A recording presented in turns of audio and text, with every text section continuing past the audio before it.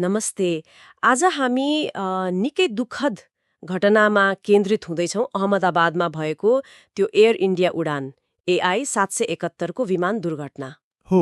हामीसँग उडान एआई 771 अहमदाबादमा हवाई दुर्घटना भन्ने रिपोर्टका केही अंशहरू छन् र आजको हाम्रो छलफल यही स्रोतमा आधारित रहेर यो घटनाका महत्त्वपूर्ण पक्षहरू केलाउने हो। यो घटना त जुन 12, 2025 बुधबार भएको हो बुधबार। एयर इन्डियाको बोइङ 788 ड्रिमलाइनर विमान थियो। Call sign VTANB अहमदाबादको Sardar Vallabhbhai Patel अन्तर्राष्ट्रिय विमानस्थलबाट लन्डन ग्याटविकका लागि उडेको। अनि विमानमा यात्रुहरू कति थिए? विमानमा 230 यात्रु र 12 जना चालक दलका सदस्य भनेपछि कुल 242 जना सवार थिए। ओहो, 242 जना। निकै ठूलो संख्या हो यो त। एकदमै भरिएको उडान रहेछ। हो, पुरै भरिएको। तर विडम्बना उडान सुरु भएको खै कति बेरमा लगभग 7 मिनेट भित्रै यो यात्रा एउटा भयानक दुर्घटनामा बदल्यो। साँच्चै 7 मिनेट मात्रै? स्थानीय समय 1.38 बजे उडेको विमान अहमदाबाद शहरको त्यो मेगानी नगर क्षेत्रमा रहेको बीजे मेडिकल कलेजको होस्टेल कम्प्लेक्समा खस्यो। यो त शहरको मतलब घना बस्तीभित्रै खसेको रहेछ हैन त? बिल्कुल, एकदमै घना बस्ती। अनि प्रत्यक्षदर्शीहरूले के भनेका छन् भने विमान खस्नु अघि इन्जिन नजिकै आगो देखेको रे। आगो? आगो अनि विमान निकै तल असामान्य रूपमा तल उडिरहेको पनि बताएका थिए। यो 787 ड्रिमलाइनर जस्तो अत्याधुनिक विमान यसरी दुर्घटना हुनु आफैमा अचम्म लाग्दो कुरा हो नि। यसले त प्रविधिमाथिको हाम्रो विश्वासलाई नै अलिकति झस्काउँछ।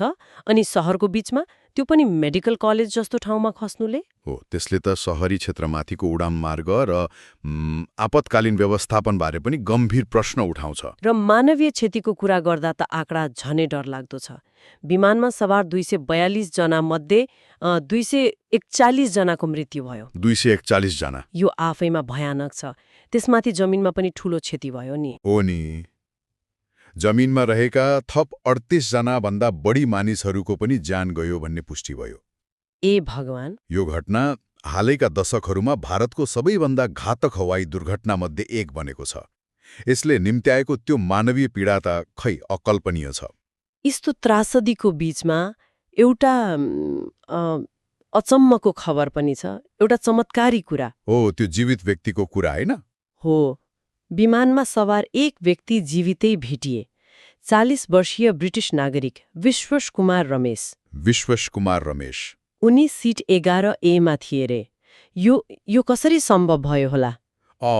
यो साँच्चै नै अविश्वसनीय छ। स्रोतहरूका अनुसार उनी त्यो भग्नावशेषबाट आगो व्यापक रूपमा फैलिनु अघि नै बाहिर निस्कन सफल भए। यो घटनाको भयानकता बीच एउटा सानो आशाको किरण जस्तो देखिन्छ। तर यो घटनासँगै क्याप्टेन सुमित सबरवालको भूमिकाबारे पनि चर्चा भइरहेको छ। हो, मैले पनि यो पढेको थिएँ। उहाँले अन्तिम क्षणमा त्यो विमानलाई घन बस्तीबाट अलिकति टाढा लैजान खोज्नु भएको अनुमान गरिएको छ। त्यो अनुमान छ। यदि यो सत्य हो भने उहाँले जमिनमा अझ ठूलो क्षति हुनबाट जोगाउनु भएको हुन सक्छ। यो त ठूलो कुरा भयो। पक्कै पनि। यो सम्भावनालाई अनुसन्धानले हेरिरहेको छ। यस्तो सङ्कटको बेलामा पाइलटको निर्णय क्षमता र साहसले ठूलो अर्थ राख्छ। अब मुख्य कुरा यो सबै कसरी भयो त? के कारण थियो? अनुसन्धानले केही भन्छ कि? अनुसन्धान त जारी नै छ। अधिकारीहरूले विमानको ब्ल्याक बक्स भनेको त्यो ककपिट भोइस रेकर्डर र फ्लाइट डाटा रेकर्डर फेला पारेका छन्। फेला परिसक्यो? हो, र त्यसको विश्लेषण भइरहेको छ। भारतको हवाई सुरक्षा नियामक निकाय नागरिक उड्डयन महानिदेशनालय DGCA ले विस्तृत अनुसन्धान थालिसकेको छ। अनुसन्धानका धेरै कोणहरू हुन्छन् यस्तोमा, जस्तो पाइलटहरूको तालिम कस्तो थियो, विमानको मर्मत इतिहास, चालक दलको थकान वा कार्यतालिका, सञ्चार रेकर्डहरू, यी सबै जाँचको दायरामा छन् होलान्। एउटा प्रमुख आशंका चाहिँ त्यो ठूलो चरा ठोकिएर इन्जिन फेल भयो कि भन्ने छ। Bird strike? Bird strike.